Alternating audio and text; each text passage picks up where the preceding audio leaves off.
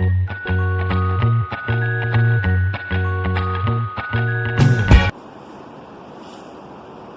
dia, galerinha, tudo bem? Professor Jorge aqui para mais uma aula de geografia. Nós vamos dar início hoje a falar sobre a região norte, esse nosso Brasil maravilhoso, tão imenso, cheio de grandes belezas naturais. E aí agora o sétimo ano vai começar a falar de região por região, essas regiões que são divididas segundo o IBGE, né? Então vamos dar início hoje à região norte, né? Deixa eu retornar aqui um pouquinho, a região norte brasileira, e vamos conhecer um pouco do relevo, da fauna, da vegetação, de como essa região ela foi sendo povoada, a sua economia, os diversos aspectos físicos, né, e econômicos e populacionais dessa região, tá bom? Então vem comigo, vem geografar conosco aqui e agora. Vamos lá. Vamos lá, os aspectos gerais que a gente pode pontuar é que a região norte é a região mais extensa do Brasil, ou seja, a região que tem um maior território dentro, né, do grande território que é a nossa nação brasileira, nosso território brasileiro.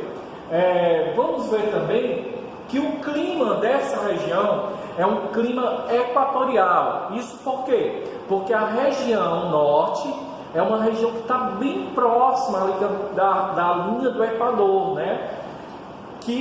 Ou seja, é uma região que recebe muita interferência dos raios solares, então é uma região que tem muita luminosidade. Por conta disso, a gente vai ter um clima equatorial. E a gente poderia pontuar também que seria um clima equatorial úmido. Por quê? Por conta da sua hidrografia, da sua vegetação, que acaba dando essa peculiaridade ao clima, sendo quente, mas ao mesmo tempo úmido por conta da evaporação, da evapotranspiração das plantas, dos grandes rios, das grandes bacias hidrográficas que a região norte compreende.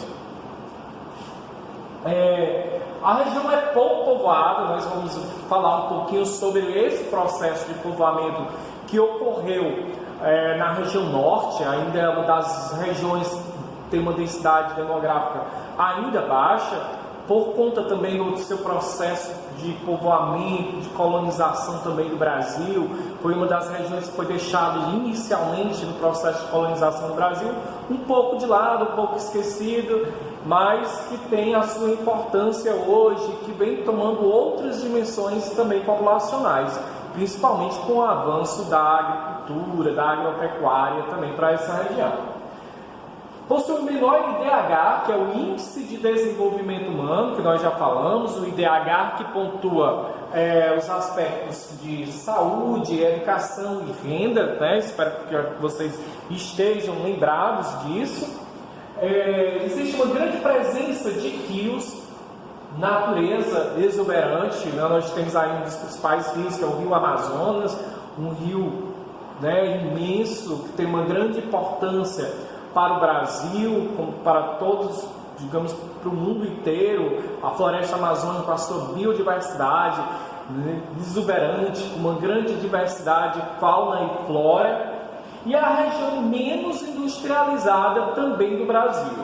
E a gente também vai entender que isso tem a ver com um processo tanto de povoamento, como também lá no início da colonização do Brasil também.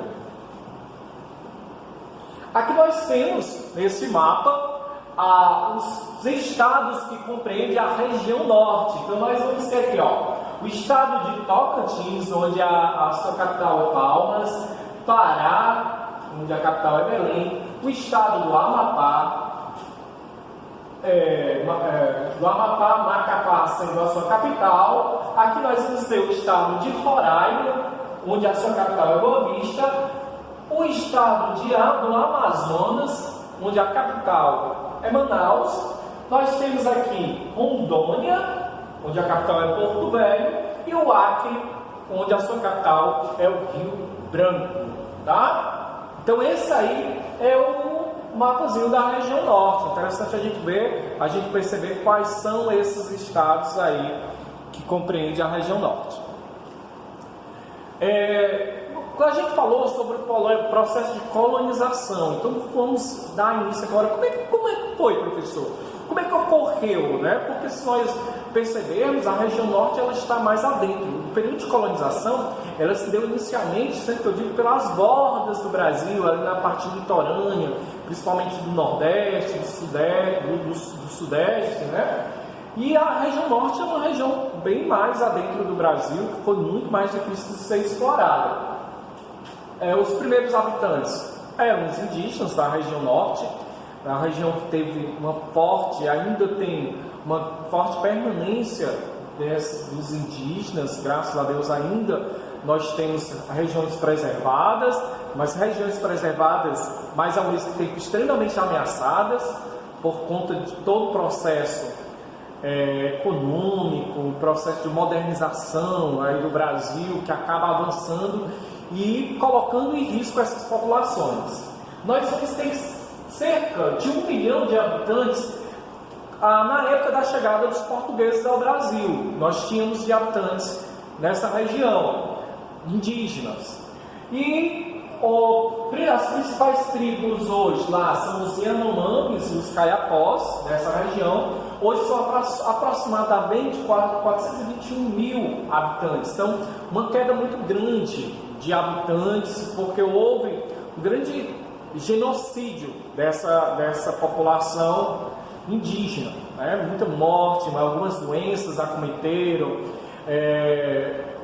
Esses habitantes foram expulsos literalmente das suas regiões, teve que se afastar, teve que perder, muitos deles, a sua própria cultura, abrir mão da sua cultura para a cultura branca.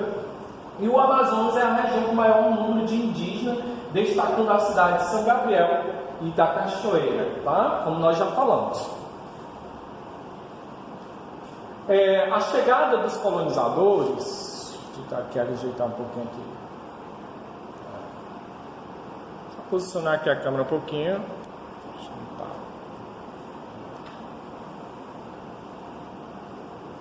Tá mais ou menos.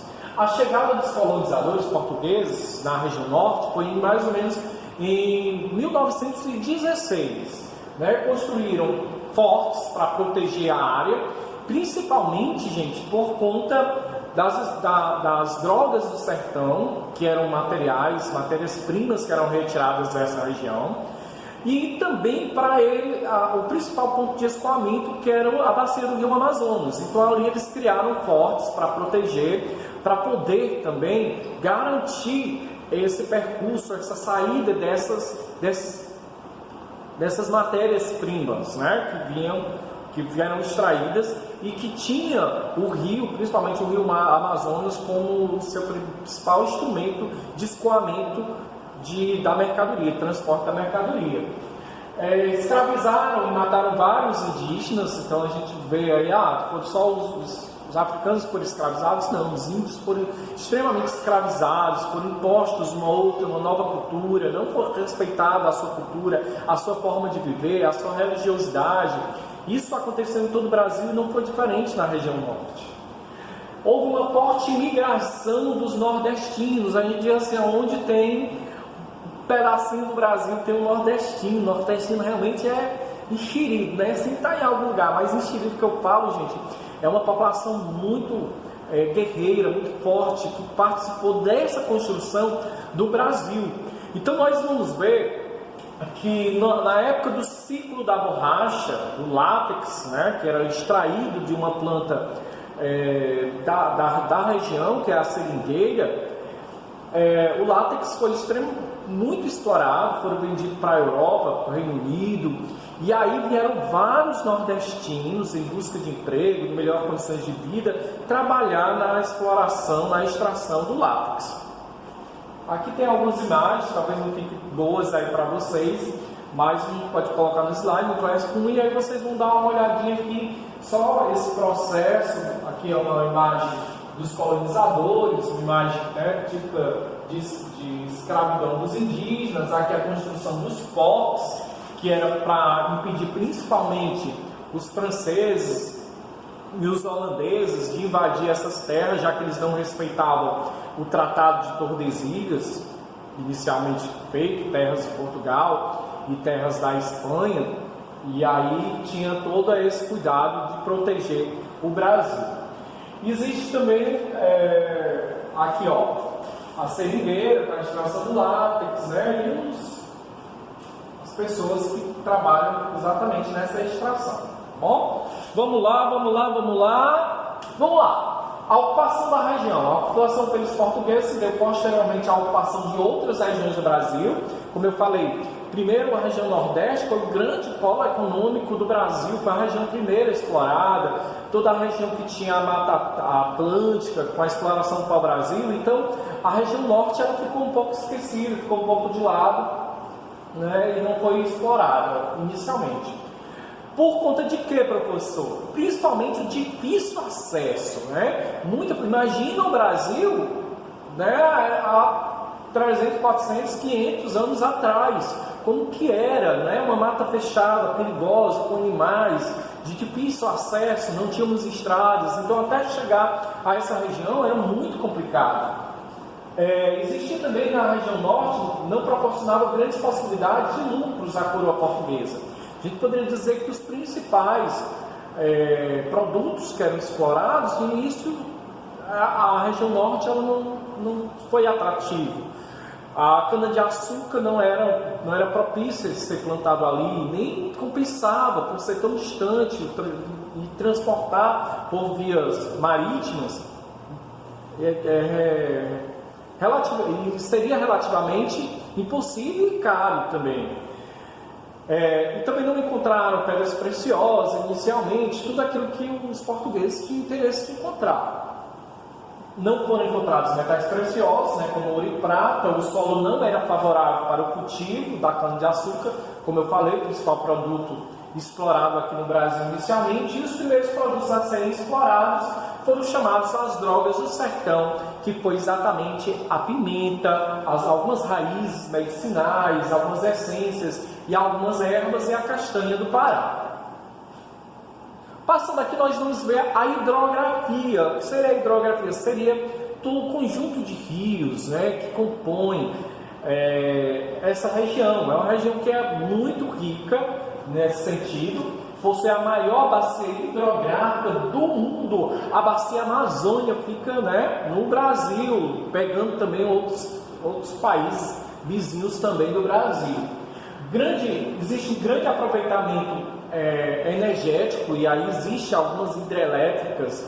Vocês sabem que os rios eles têm esse poder de nos fornecer energia elétrica através das hidrelétricas, que é um grande problema. As hidrelétricas acabaram se instalando nessa região, e aí afetou principalmente os povos nativos, os indígenas, sendo expulsos a áreas que eram cobertas por uma vegetação nativa, tiveram que ser desocupadas para instalação de hidrelétricas. Duas das principais hidrelétricas estão lá, a Tucuruí e a de Santarém, tá bom? Tá dando para entender? Qualquer dúvida é só apertar lá, a gente conversa, a gente dialoga, a gente se entende. Tá, vamos lá, continuar geografando aqui com a região Norte.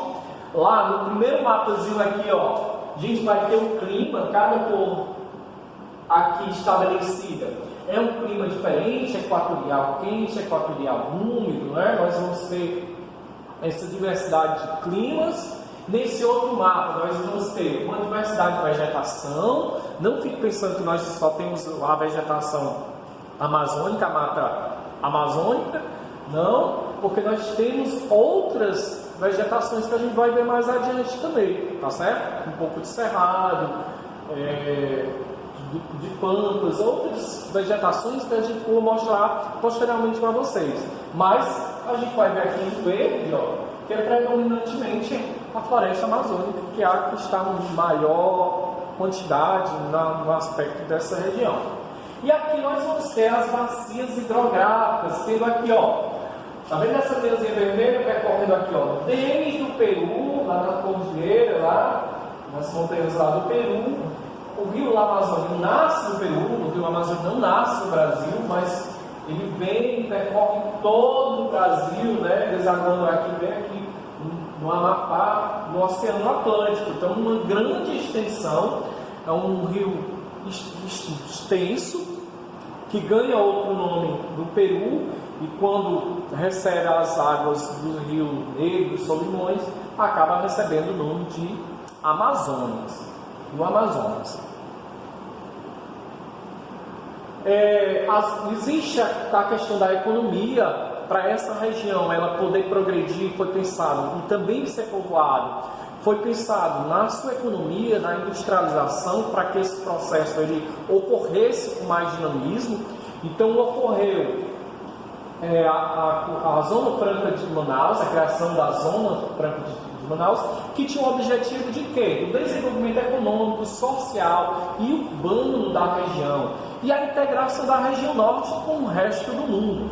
O Brasil precisava ocupar aquela região, porque senão outros invasores, outros países, poderiam invadir aquela região. Então precisava ser ocupado, e para se ocupar tinha que se alicerçar a indústria, a urbanização tinha que estar ali presente para garantir que aquele território realmente pertencia ao Brasil. E também foi criado para isso, para essa facilidade, tanto essa Zona Franca de Manaus, que é um conjunto industrial, que fica em Manaus, como também foi criada a rodovia transamazônica, que corta toda a floresta, parte da floresta, toda a região norte, criada para facilitar exatamente o escoamento e o transporte de mercadorias e essa ligação da região norte com o restante do Brasil. Aqui é o logotipo da Zona Franca, produzido no Polo Industrial de Manaus. Então nós temos várias tecnologias, vários objetos, matérias que nós consumimos, que é vindo lá de Manaus, da Zona Franca de Manaus.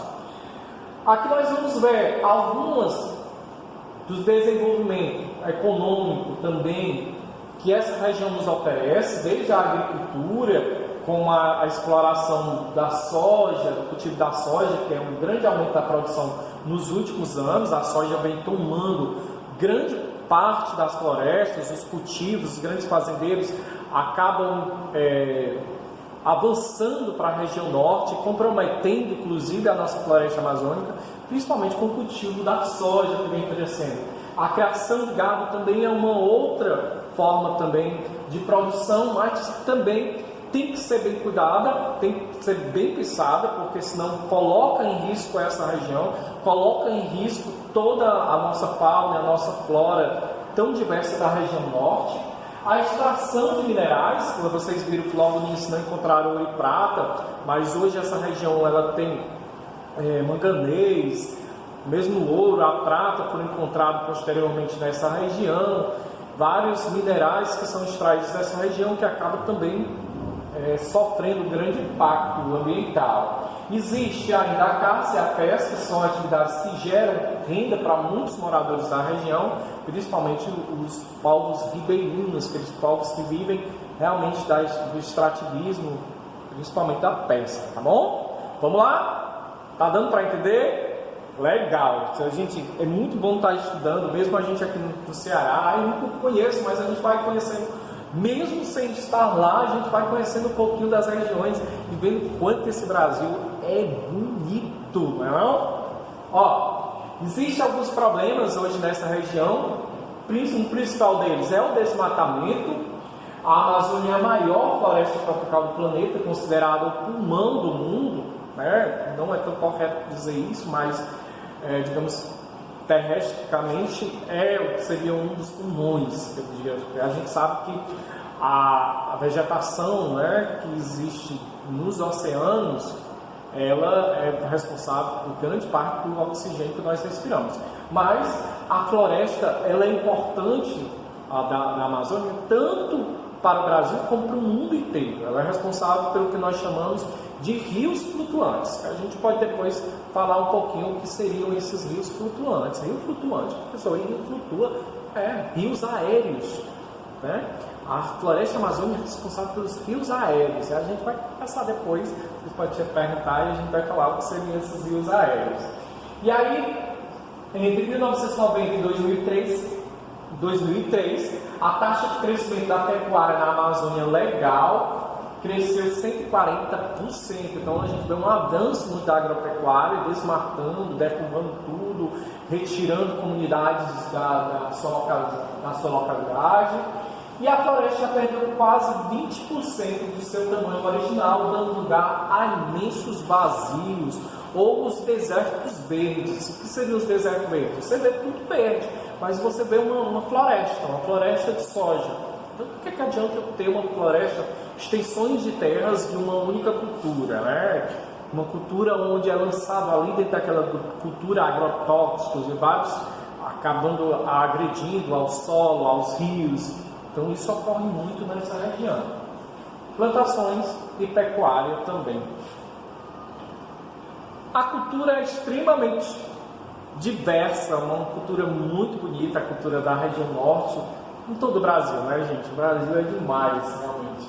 Então, nós temos como exemplo o Círio de Nazaré, que é uma procissão católica que ocorre em Belém, que traz bastantes seguidores religiosos, também muito conhecido, né, no Brasil inteiro. As manifestações do boi bumbá, principalmente caprichoso e garantido.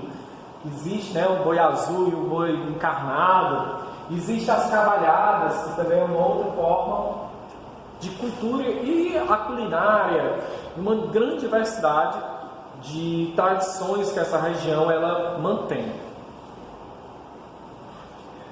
Das nossas características naturais, as principais cidades aqui que nós focamos, né? Vocês podem ver ali Manaus, são as principais cidades que têm um polo econômico, uma estrutura também populacional bem alicerçada nessas regiões. Porto Velho, Macapá, Palmas, São Tocantins e Belém, no Pará, são as principais cidades dessa região.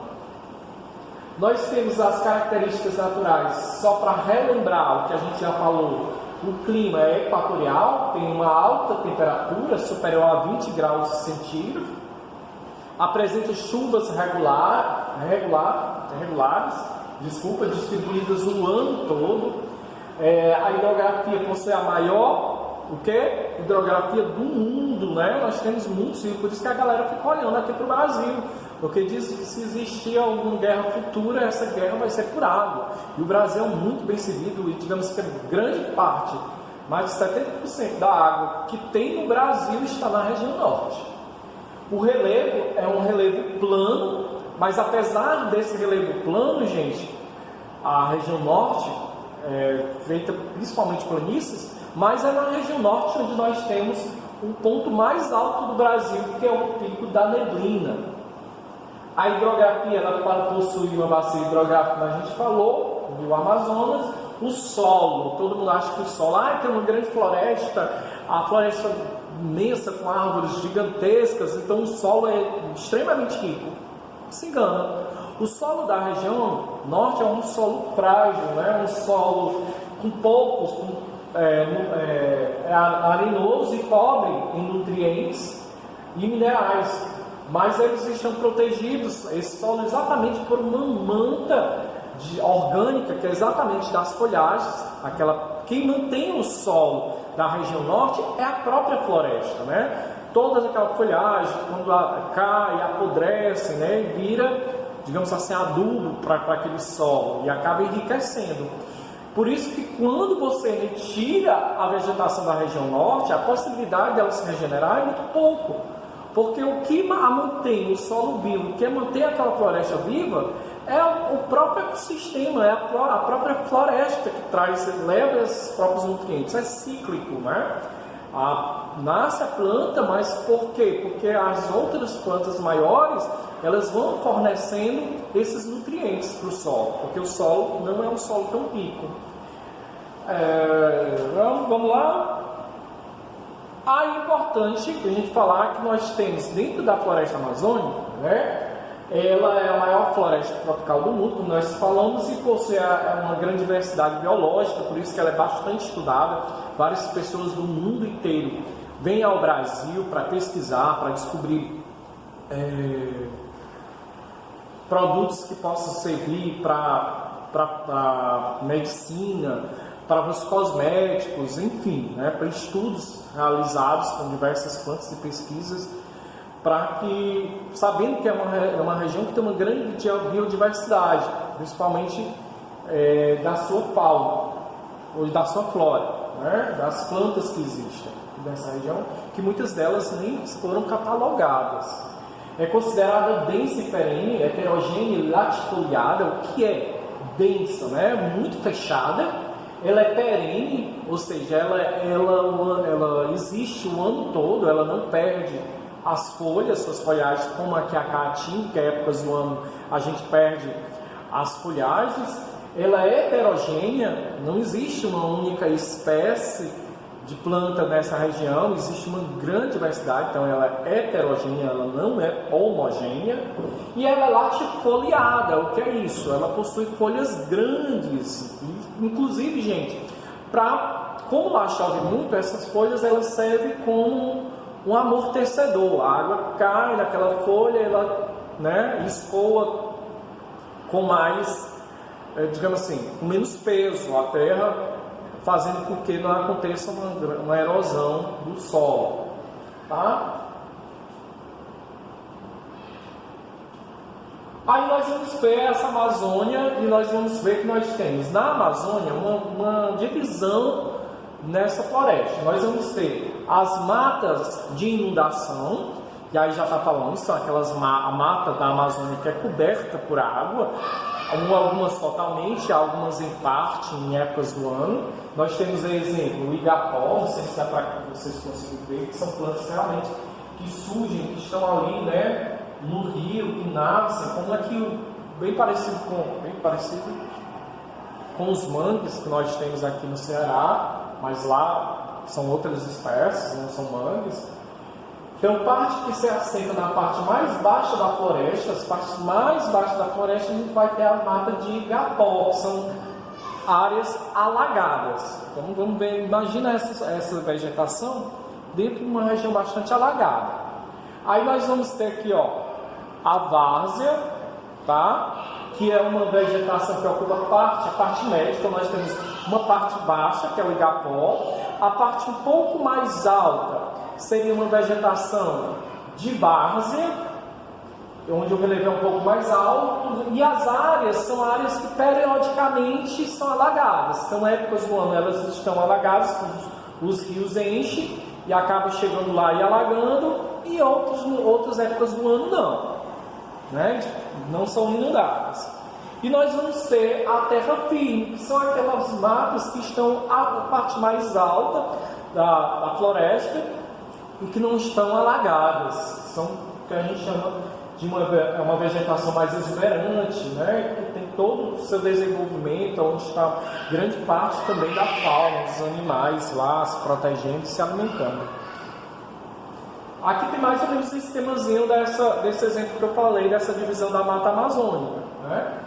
Que é, ó, que nós temos o rio, e essa parte mais baixa nós vamos ter uma mata de igapó, que é uma mata que fica diretamente influenciada pelo rio, uma área alagada. Nós vamos ter um pouco na parte mais alta a área da várzea, que é uma vegetação que em épocas do ano vai ser inundada, né? Quando o rio enche, ela acaba se afetando, e em épocas do ano não, essa não, ela é constantemente inundada.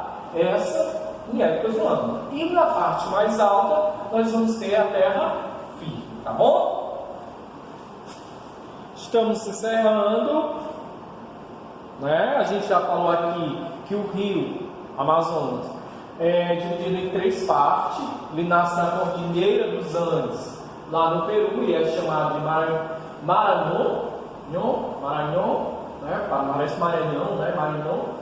E ao entrar no Brasil é chamado de Rio Solimões. Ele entra no Brasil, ele não é Rio Amazonas, ele recebe o nome de Rio Solimões, e só depois, quando ele recebe as águas do Rio Negro, é que ele passa a ser chamado de Rio Amazonas. Aqui a gente só vai falar da população, aqui que eu falei. Aqui nós temos as regiões do Brasil, e aqui em destaque eu trago a região norte com 13 milhões, que é a população absoluta total do Brasil. ou da região norte. Aí vocês vão ver, não, professor, então o senhor disse que da região mais populosa e aqui a região centro-oeste, 11,7 milhões. Realmente, sua observação está coerente se a gente for ver a população absoluta. Mas a gente tem que, a densidade demográfica, ela é a relação entre a população absoluta e o tamanho do território. E lembra que eu falei que a região norte é a região com maior espaço territorial?